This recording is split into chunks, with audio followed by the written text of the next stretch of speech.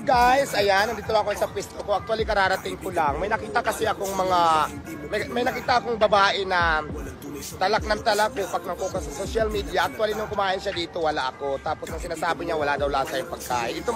Ito matagal ko na itong sinasabi na hindi ko naman sinasabi na masarap yung pagkain ko.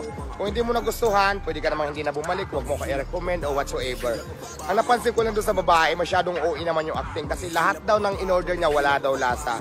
So nandito kayo ngayon, may mga kumakain, magtatanong tayo nang hindi ito scripted, ang nanaayon sa kanilang naramdaman para maging fair lang tayo. So andito sila ate, tatanungin natin may mga kumakain. Ate, may nakita kasi akong vlog, wala daw lasa yung pagkain ko, may nakita talaga ako. So ito mag-comment kayo ng naayon sa naramdaman nyo kasi hindi ko naman kayo kilala, pumunta lang kayo dito. Wala bang lasa? Oh, masarap, di ba? Ayan na, ayan. Ano ang lasa? Kasi sabi niya, nag-order siya ng chicken, nag-order siya ng overload. Wala daw lasa si ate, may chicken. Ano masasabi mo? Malaman po, crispy po, tapos masarap. Oh, masarap sabi ni ito. Di puro malaman po. Tapos, may lasa naman. Opo, super. Oh, ayan. Kayo kuya. Siyempre, super, sulit. Oh, ayan, overload kala ate. Ito Ate, ano sarap, sabi mo? sobrang sarap. Kaya walang katotohanan sinasabi nila. Hindi pa siya. Affordable pa siya for 100 only.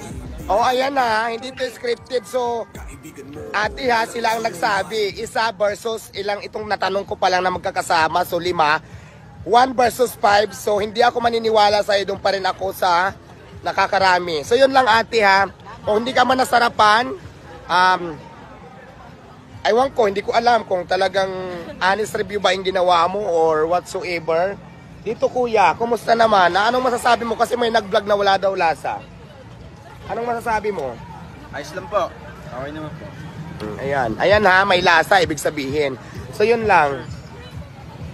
Ate nag-interview ako kasi napanood ko yung talaka ng talak. Actually, hindi naman din kita kilala. Kung hindi ka nasarapan, lahat sinabi mo walang lasa. So ngayon ito, nagtanong ako, kararating ko na dito sa tindahan ko. So yun.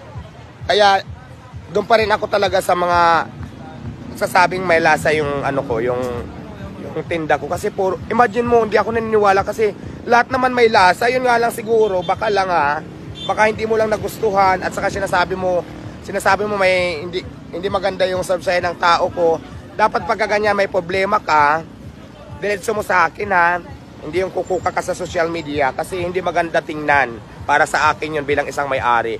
Sa sunod, yung mga pumupunta dito, kung may complain, mas maganda siguro kung gusto mo talaga, concerned ka, gusto mo ako mag-improve pa, sabihin mo lahat sa akin kung anong problema para magawa natin ng solusyon o magawan ko ng paraan. Hindi magugulat na lang ako, kumukuka ka na sa social media, sinasabi mo pa lahat, puro paninira. So, hindi maganda yan ugali mo, te. Sayang, social-sosyalan ka pa naman, pero hindi ako naniwala sa'yo. So, yun lang ate, sana makita mo tong video ko. Salamat.